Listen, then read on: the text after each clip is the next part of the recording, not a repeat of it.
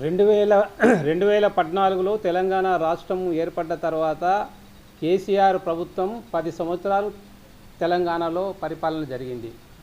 కేసీఆర్ పరిపాలన నచ్చక తెలంగాణ ప్రజలు కేసీఆర్ ప్రభుత్వాన్ని పక్కన పెట్టి కాంగ్రెస్ ప్రభుత్వాన్ని అధికారంలోకి తీసుకురావడము, రేవంత్ రెడ్డి ముఖ్యమంత్రి కావడము, వారి పరిపాలన జరగడము ఇదంతా మనం చూస్తూ ఉన్నాం.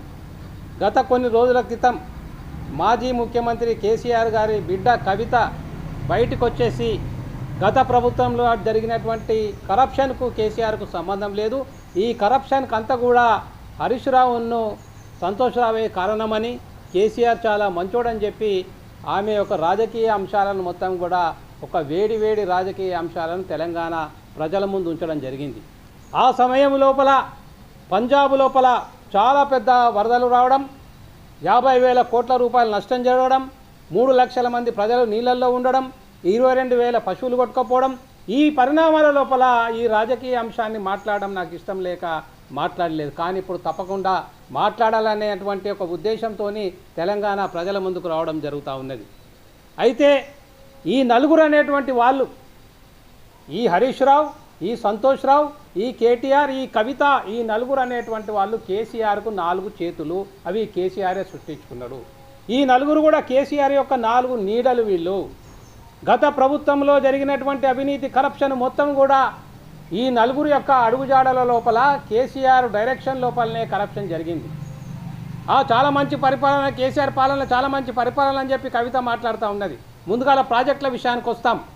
ఏదైతే శ్రీపాదారావు ఎల్లంపల్లి ప్రాజెక్టు ఏదైతే ఉన్నదో, చెవెళ్ళ ప్రాజెక్టు, దాని డిజైన్ మార్చి 30,000 కోట్లకు జరిగేటువంటి ప్రాజెక్టు దాదాపు 1,00,000 కోట్ల రూపాయలకు పెంచి రీడిజైన్ చేసి మేడిగడ్డ, అన్నారం, సుందిల్లా ఈ 3 బ్యారేజ్ల నుంచి శ్రీపాదరావులకు ఏదైతే నీళ్లు లిఫ్ట్ చేస్తారో ఈ స్కీమ్ అనేటువంటిది కరెక్ట్ కాదు అని చెప్పి చాలామంది ఇంజనీర్లు, ఆకునూరు మురళి లాంటి వాళ్ళు, భిక్షం లాంటి వాళ్ళు మొత్తం దానివల్ల ఎంత నష్టం జరుగుతుంది అనేటువంటిది అందరూ కూడా చెప్పడం జరిగింది.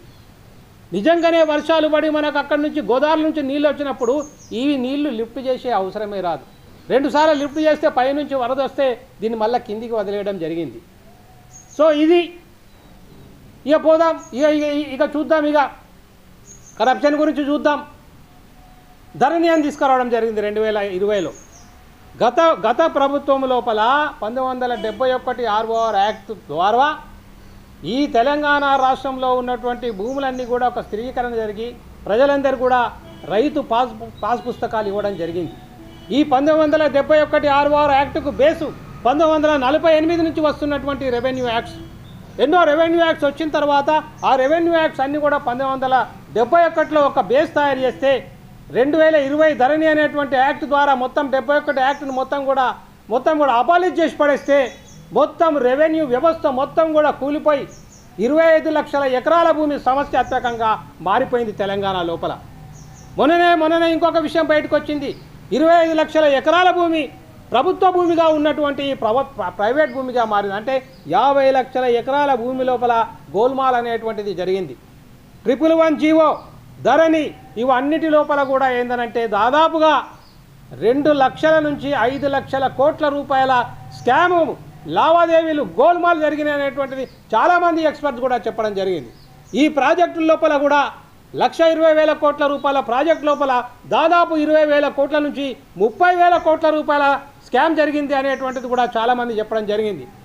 నువ్వు దళితులకు 3 ఎకరాల భూమి అన్నావు, ఎంతమందికి 3 ఎకరాల భూమి ఇచ్చినావు? దళిత బంధు అన్నావు, చెప్పినావు, ఎంతమందికి దళిత బంధు ఇచ్చినావు? 17 లక్షల కుటుంబాలు దళితులు ఈ రాష్ట్రం లోపల ఉన్నాయి. 1,70,000 కోట్ల రూపాయలు కావాలి అయితే అని చెప్పినావు దళిత బంధుకు. నువ్వు ఇచ్చిందంతా 13,000 కోట్ల రూపాయలు. ఆ 13,000 కోట్ల రూపాయలు కూడా అందరికీ అందలేదని చెప్పి అది కూడా ప్రజల లోపలికి వచ్చింది. 7 లక్షల కోట్ల రూపాయల అప్పు తెలంగాణ రాష్ట్రం మీద పడ్డది. ఏ రిక్రూట్మెంట్ కరెక్ట్గా జరిగింది? నీ హయాం లోపల గ్రూప్ 1 కానీ, గ్రూప్ 2 కానీ, ఇంజనీర్లు కానీ, టెలికాం ఈ చాలా డిపార్ట్మెంట్ లోపల జరిగినటువంటి పిఎస్సి ఆధ్వర్యం జరిగిన అన్ని రిక్రూట్మెంట్లు కూడా ఫెయిల్ అయ్యాయి. అదే పాపం ఇప్పటికి కూడా కొనసాగుతూనే ఉన్నది గ్రూప్ 1 లోపల. ఈ పాపం ఎవరిది? ఇదంతా కేసీఆర్ గవర్నమెంట్ యొక్క పాపం కాదా?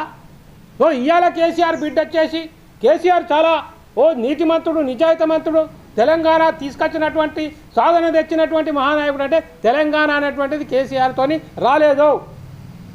తెలంగాణ ఉద్యమం అనేటువంటి 1996 1997లో ప్రారంభమైంది. 97లో భువనగిరి లోపల ఆ సభ ద్వారా, ఒక గద్దర్ ద్వారా, ఒక కాళోజీ నారాయణ ద్వారా, ఒక గోరెటి వెంకన్న ద్వారా, ఒక జయశంకర్ ద్వారా, ఒక భూపతి కృష్ణమూర్తి ద్వారా, ఒక ప్రొఫెసర్ జనార్దన్ రావు ద్వారా తెలంగాణ ఉద్యమం ప్రారంభమైంది. తెలంగాణ ఉద్యమం 1997లో ప్రారంభమైన తర్వాత తెలంగాణ మహాసభ వచ్చింది. తెలంగాణ మహాసభ తెలంగాణ జనసభ వచ్చింది. తెలంగాణ తర్వాత జయశంకర్ గారి నాయకత్వంలో తెలంగాణ ఐక్యవేదిక వచ్చింది.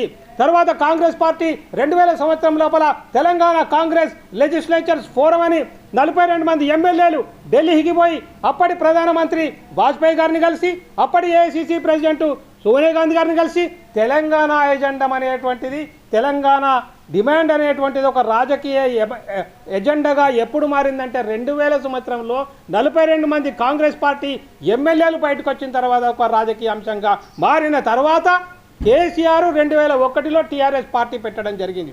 అంటే కేసీఆర్ 2001లో టీఆర్ఎస్ పార్టీ పెట్టక ముందే దాదాపు ఒక 5 నుంచి 6 సంవత్సరాలు యావత్ తెలంగాణ లోపల కొన్ని వందల సభలు జరిగినాయి. సో వీళ్ళు మాట్లాడతారు, కేసీఆర్ వచ్చిండు, తెలంగాణ ఉద్యమం తెచ్చిండు, తెలంగాణ రాష్ట్రం నీతో వచ్చిందా?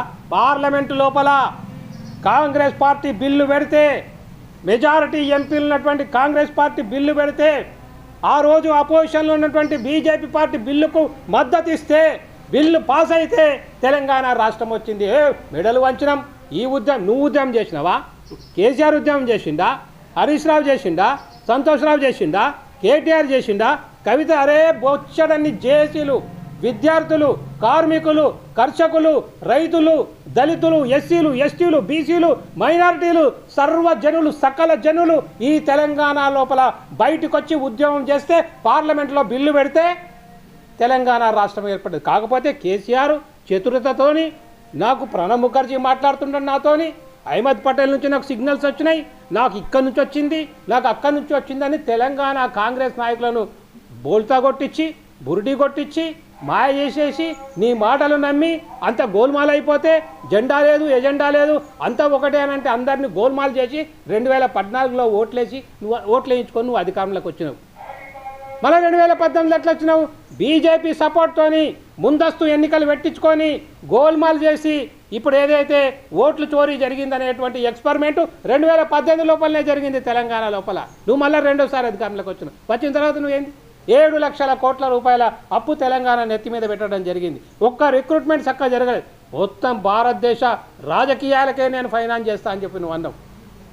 భారతదేశంలో ఉన్నటువంటి అన్ని రాజకీయ పార్టీ నాయకులను హైదరాబాద్ పిలిచుడు, వాళ్ళకు 100 కోట్లు ఇచ్చుడు, స్పెషల్ ప్లేన్లు పెట్టుడు, హైదరాబాద్కు తెచ్చుడు, 100 కోట్ల రూపాయలను కరప్షన్ చేసినటువంటి డబ్బును పంచడం జరిగింది. భారతదేశ రాజకీయాలను మొత్తం నడపడానికి ఎంత డబ్బు కావాలని నేను పెట్టుకుంటా అని చెప్పి నువ్వు అనడం జరిగింది. సో కేసీఆర్ సూత్రధారి, పాత్రధారి, ప్లానరు మొత్తం కూడా కేసీఆరే కరప్షన్కు గత 10 సంవత్సరాలు. ఆయన కింద వీళ్ళు 4 పిల్లర్లు. ఈ 4 పిల్లర్లు ఈ కేసీఆర్, వాళ్ళ కింద ఒక 8 మంది, తర్వాత వాళ్ళ కింద ఒక మంత్రుల బృందము, ఈ 40 మంది మొత్తం కలిసి వెనుకట ఆలీబాబా చాలిచ్చోర్ అన్నట్టుగా మొత్తం తెలంగాణ రాష్ట్రాన్ని దోపిడీ అనేటువంటిది అది కేసీఆర్ నాయకత్వంలో జరిగింది అనేటువంటిది ప్రజలు గమనించే ఆయనను మన 2023 లోపల ఎన్నికల లోపల పక్క పెట్టడం జరిగింది. కాబట్టి తెలంగాణ ప్రజలారా, ఏ కోశాన కూడా వీళ్ళ మాటలు అనేటువంటిది నమ్మడానికి వీల్లేదు. ఏ లెక్క ప్రకారంగా కూడా మళ్ళా కేసీఆర్ను కానీ, వాళ్ళు చెప్పే మాటలు కానీ, ఈ టీఆర్ఎస్ బీఆర్ఎస్ పార్టీని కానీ ఏ కోశాన కూడా నమ్మడానికి వీల్లేదని అందరూ కూడా అప్రమత్తంగా ఉండాలని అందరికీ విజ్ఞప్తి చేస్తూ, తెలంగాణ ప్రజలకు మరొకసారి విజ్ఞప్తి చేస్తూ అందరికీ నమస్తే, జై భీమ్, జై భారత్.